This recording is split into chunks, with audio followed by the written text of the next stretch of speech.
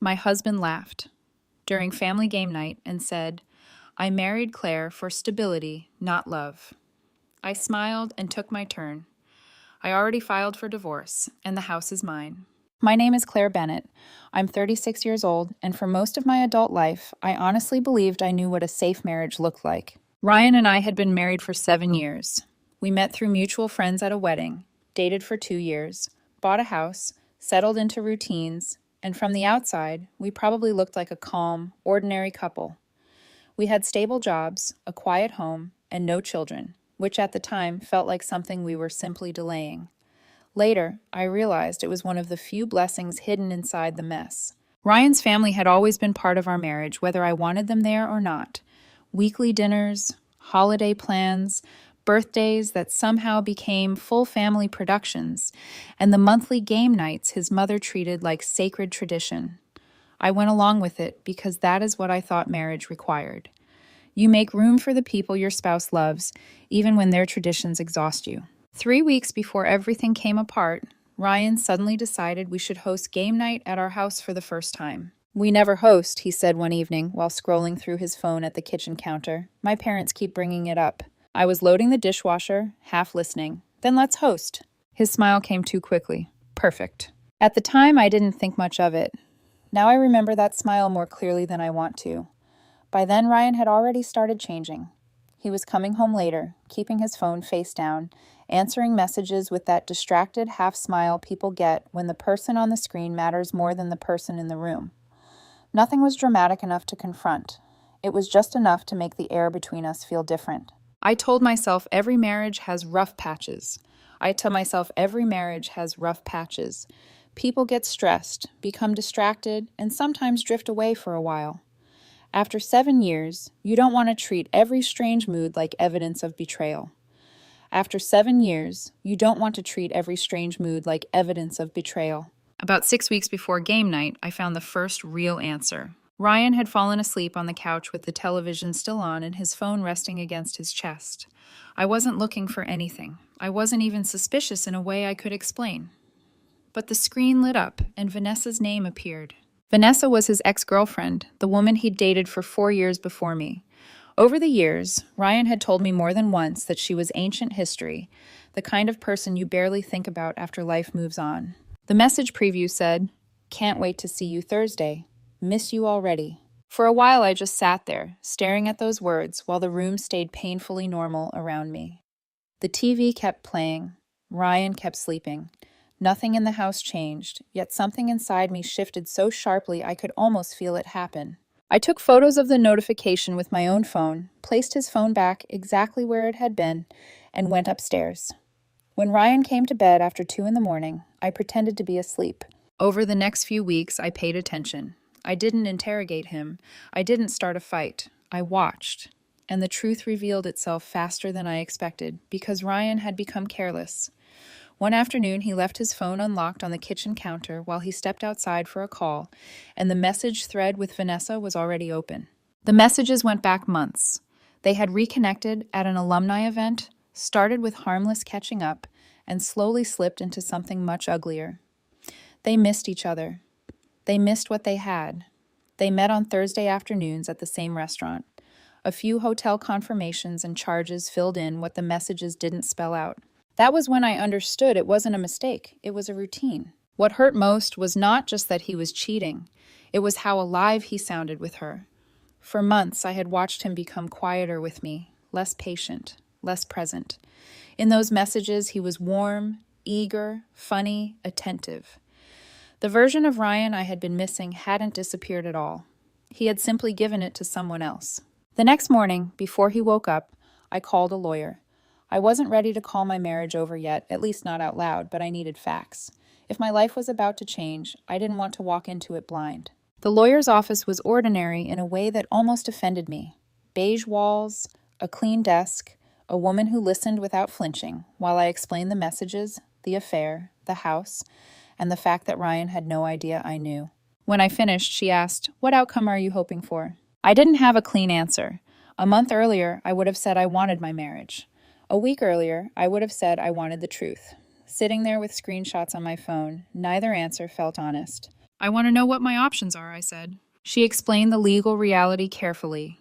Some of it was worse than I expected, but the house mattered.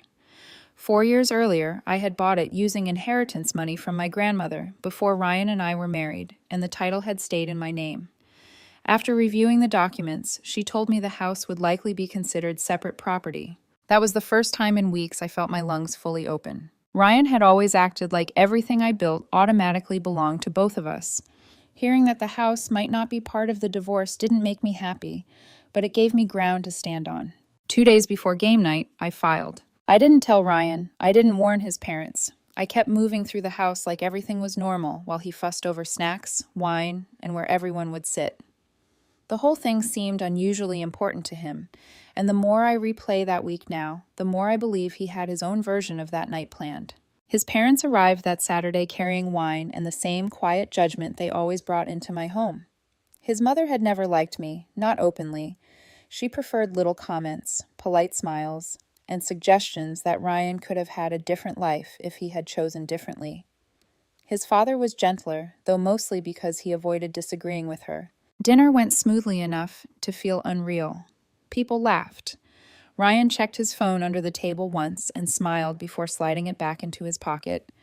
I saw it, but I said nothing. Later in the living room, his mother suggested 2 truths and a lie.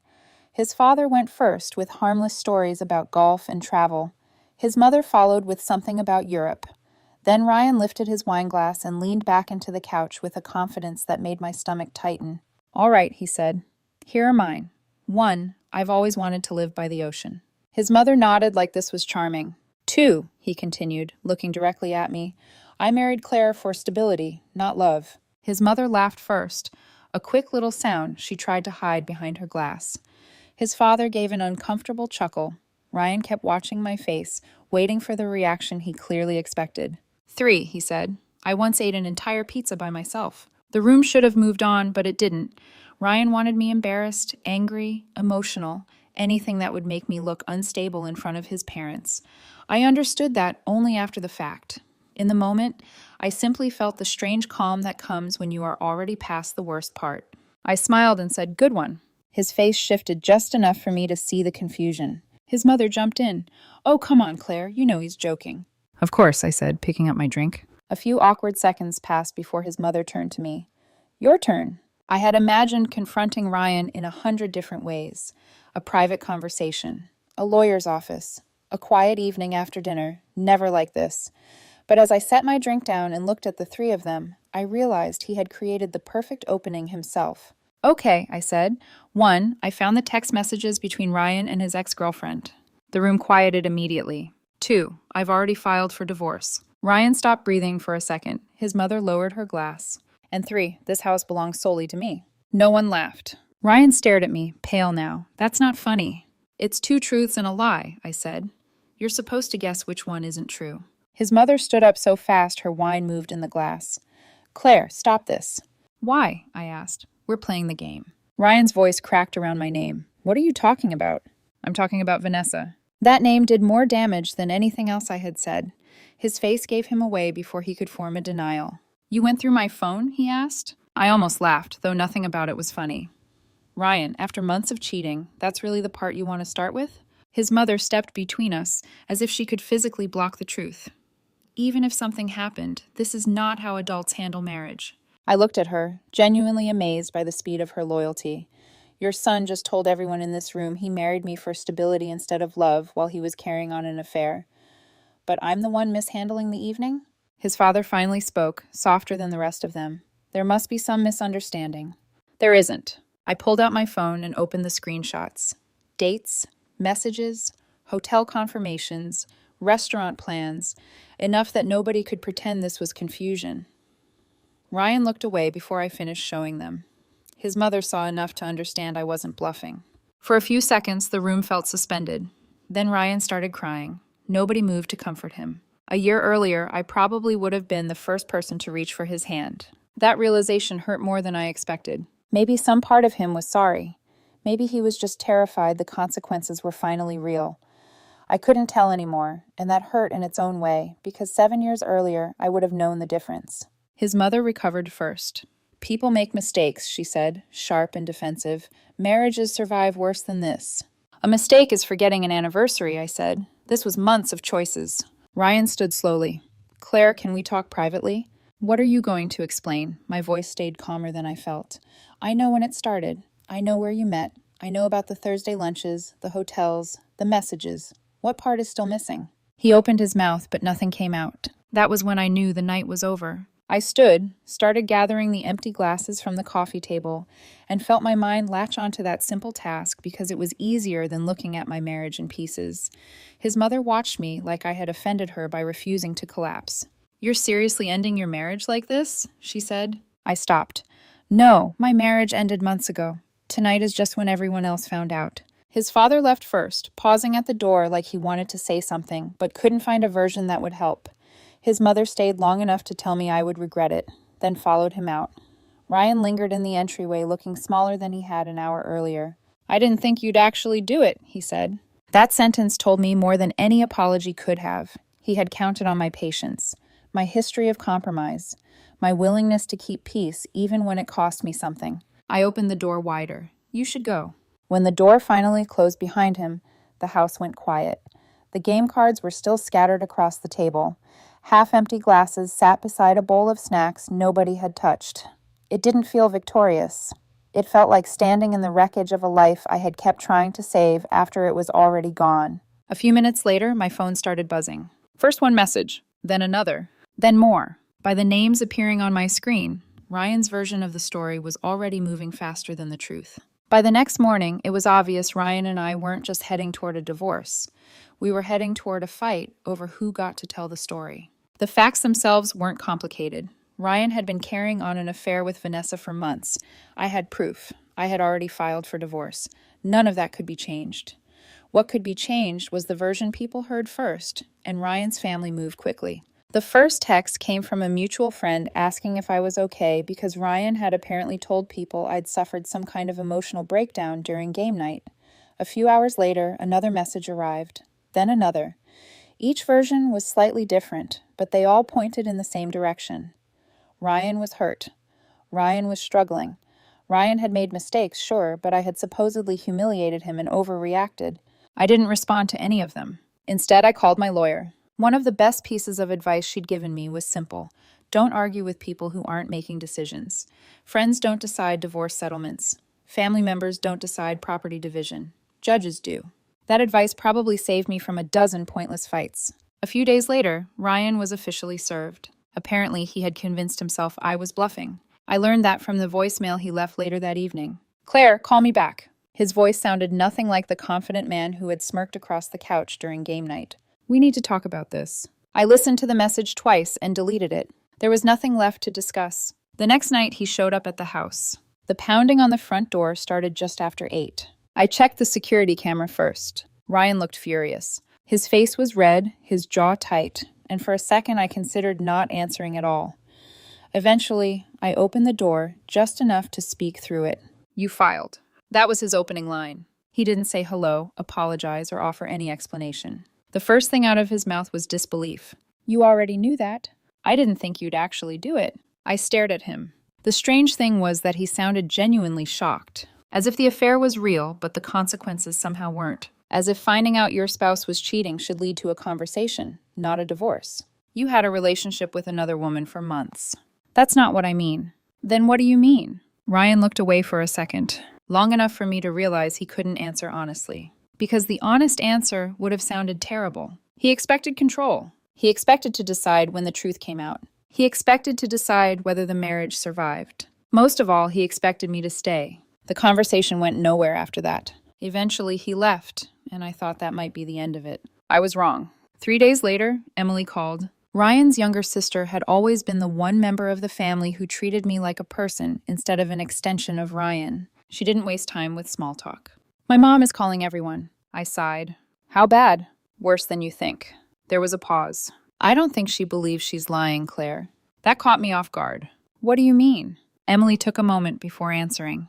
I think she honestly believes she's protecting him. Looking back, I think Emily was right. Her mother wasn't trying to destroy me. She was trying to save her son. The problem was that protecting him had become more important than confronting what he had done. According to Emily, her mother had started calling relatives, family friends, old neighbors, anyone willing to listen. Ryan had made mistakes. Ryan had been unhappy. Ryan felt neglected. Ryan was struggling. The affair somehow kept getting smaller, while my reaction kept getting bigger. By the time the story reached certain people, you'd think exposing the affair was worse than having one. After we hung up, I sat alone in the kitchen thinking about something Emily had mentioned near the end of the conversation. I think people suspected something before game night. Why?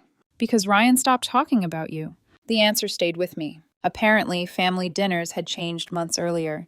He still talked about work. He still talked about his plans. He still talked about himself. He just stopped talking about me. Looking back, that made perfect sense. People usually leave emotionally before they leave physically. I just hadn't realized he had already packed those bags. The following week brought a different problem. Ryan's father showed up. That surprised me more than anything else. Unlike his wife, he generally avoided conflict whenever possible. During our marriage, he had spent years acting as a kind of referee, quietly smoothing over arguments before they became family drama. When I opened the door and found him standing there alone, he looked exhausted, the kind of tired that comes from carrying the same argument for far too long. "Can we talk?" I let him in. We sat at the kitchen table where we'd shared countless family conversations over the years. Now we were discussing the collapse of the marriage that connected us. For a while, neither of us said much. Finally, he looked up. "Ryan's struggling." "I'm sure he is. He's finally realizing how serious this has become." I couldn't help smiling sadly. "Everybody keeps saying that." He looked confused. "What?" "Ryan didn't think I'd file. Ryan didn't think I'd leave. Ryan didn't think I'd expose the affair." I leaned back in my chair. But nobody seems interested in asking why. His father stared down at his coffee. Because there wasn't a good answer. The truth was uncomfortable. Ryan thought I'd stay because I'd always stayed before. He thought patience meant permission. He thought forgiveness was unlimited. After a long silence, his father finally spoke. "It's easier this way." "What is?" "Believing everyone shares some of the blame." That answer earned more respect from me than any defense of Ryan ever could. Because it was honest. Admitting one person destroyed a marriage is painful. Spreading responsibility around makes it easier to live with. The problem is that easier and true are not always the same thing. A week later, things escalated again. My HR department forwarded me an email with the subject line, "Concern regarding employee stability." Halfway through the first paragraph, I recognized Ryan's mother immediately. She hadn't signed her name. She didn't need to. The email claimed I was emotionally unstable, irrational, and allowing personal problems to affect my judgment at work. The accusations were ridiculous. Fortunately, my manager had known me for years. When she called, she sounded more amused than concerned. "Claire, are you okay?" I laughed for the first time in weeks. Compared to whoever wrote that email, I'm doing great. The company ignored the complaint entirely. But the message behind it was impossible to miss. Ryan's family was panicking. People who believe they're winning don't send anonymous emails. They don't spend weeks trying to rewrite reality. They do those things when the facts aren't helping them. The legal process, meanwhile, continued moving forward whether anyone liked it or not. Documents were exchanged. Financial records were collected. Evidence was organized. And eventually the mediation date arrived. The night before, I sat alone in the living room, looking around the house. For months, every room had felt haunted by uncertainty. For the first time since finding Vanessa's messages, the fear and confusion had started to fade, leaving something I hadn't felt in months: clarity. My phone buzzed. A text from Ryan. The first direct message he'd sent in almost 2 weeks. It was short. "I never thought you'd choose this." I read it once, then again. Finally, I locked the screen and set the phone down. Because the truth was simple. I hadn't chosen any of this. Ryan had made those choices months ago. I was simply the one dealing with the consequences. The next morning, we would sit across from each other in mediation. And for the first time since game night, neither of us would be talking about feelings, excuses, or family loyalty. We'd be talking about reality. The mediation session lasted less than 3 hours before everyone involved realized it wasn't going to work. By that point, I wasn't expecting a miracle, but part of me still hoped Ryan would show up ready to deal with reality. 7 years is a long time to spend with someone.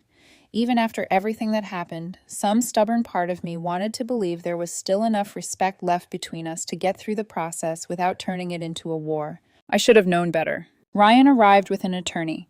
His mother wasn't allowed in the room, but that didn't stop her from sitting in the waiting area like she was attending a trial. Every time I passed the doorway, she looked at me as though I had personally ruined her life. The mediator started with the usual explanations about cooperation and compromise. Then the numbers started appearing.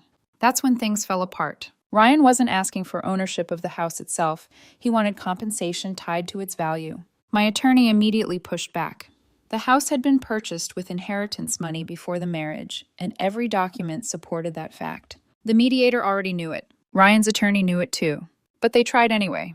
Then came retirement accounts. Then spousal support. Then a long discussion about contributions to the marriage. At one point, Ryan finally spoke. I made mistakes. The room went quiet. For a second, I thought an actual apology was coming. Instead, he continued. But that doesn't mean Claire should walk away with everything. I almost laughed. Everything? He was talking about a house that legally wasn't his. A retirement account largely built before the marriage. Assets that existed because of choices I had made long before Vanessa reappeared. The mediator looked exhausted by the end of the second hour. When mediation officially failed, nobody seemed surprised. Outside the building, Ryan's mother cornered him immediately. I couldn't hear the conversation, but I could tell by her gestures that she was furious. Ryan looked defeated. For a brief moment, I actually felt sorry for him. Not because of the divorce, because he was finally learning something difficult. The people who encourage bad decisions are rarely the ones who pay for them. A court date was scheduled 6 weeks later. Those 6 weeks were strange. The drama slowly faded.